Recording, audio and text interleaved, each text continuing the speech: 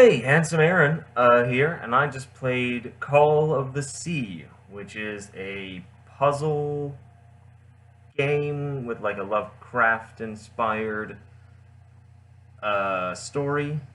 Uh, Emphasis on the Lovecraft part, because if you're at all familiar with Lovecraft, then you're both going to be a little bit disappointed because it's not tonally like a Lovecraft story. But you'll probably be able to guess some of the plot elements before the game actually gets around to explaining them. So there's that. But the game's this little indie game.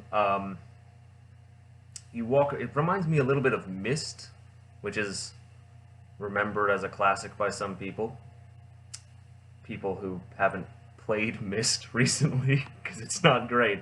But yeah, you walk around an island and just solve puzzles. Um, I like the story and I like the characters. Well, the character. There's really only one. I think her name is Nessy. If you're not a fan of Nessy, you're probably not going to enjoy the game too much because her little narration and comments and just reading text documents aloud uh, are a pretty much constant presence throughout the entire thing. So get used to hearing her voice a lot. She'll talk quite a bit. Um, in terms of the puzzles, and in a puzzle game, that's kind of the important part. They run the gambit. There's a couple of really good ones, like challenging and satisfying to solve, but not frustrating. There's, I think, like three that I can remember throughout the game that you can just brute force your way through. Like, there's pretty limited options of what they could be. There's one where I figured out like half of it and was able to just guess the other half from there. One with these switches on a ship that I didn't even do that. I just walked up to the switches and just started flipping. I think there was three, so there's only like three combinations that could be of which order to flip them in. And then there's other ones that are just ridiculous. They're just irritating and like the information's there. They're not like that hard to figure out. They're just kind of irritating to figure out. And at one point, you get like these two really long, kind of irritating puzzles back to back, and I almost just stopped playing right there. But there are not too many like that. And the game's like six, only 6 levels long. So when I'm saying that there's all these irritating, there's not that many. Although, like, the last puzzle in the game is, I hate it. It's this thing with constellations, and it's just awful. Um, a couple of little gameplay niggles that I have to mention is that the game is pretty short, but it's also longer than it has to be for a terrible reason, which is just that things take too long in the game. The game does the adventure game thing where you like pick up objects, you can interact with some objects, and your character does the thing where you hold them 2 inches from your face, and then you can like pivot them around and just like look all over them for whatever.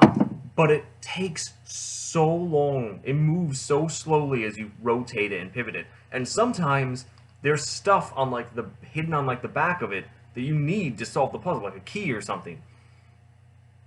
But it's only sometimes. Most of the time it won't, but you never know, so you end up doing it with every object. And I'd say like 30 minutes of my life was wasted just rotating objects, making sure there was nothing on it I needed to see.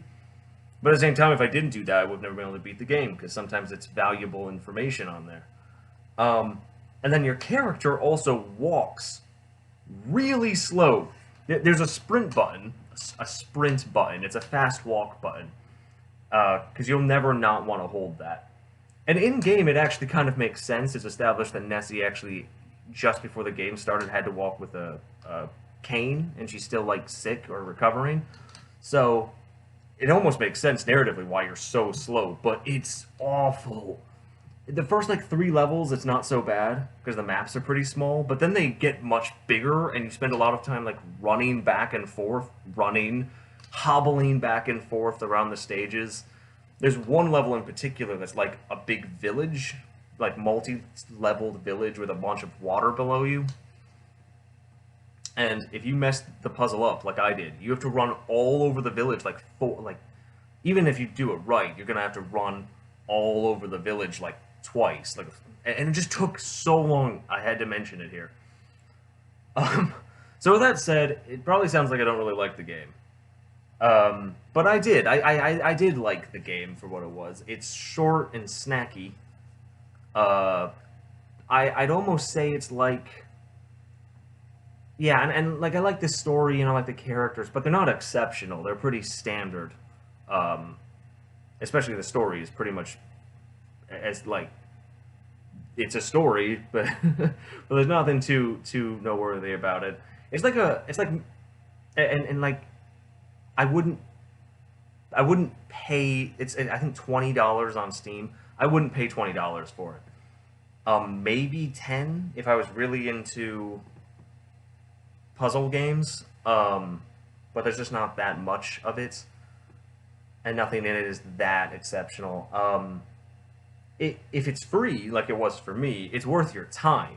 Like, however long it took me to beat 5 6 hours, I don't regret spending that time with it, but I would regret spending that amount of money on it.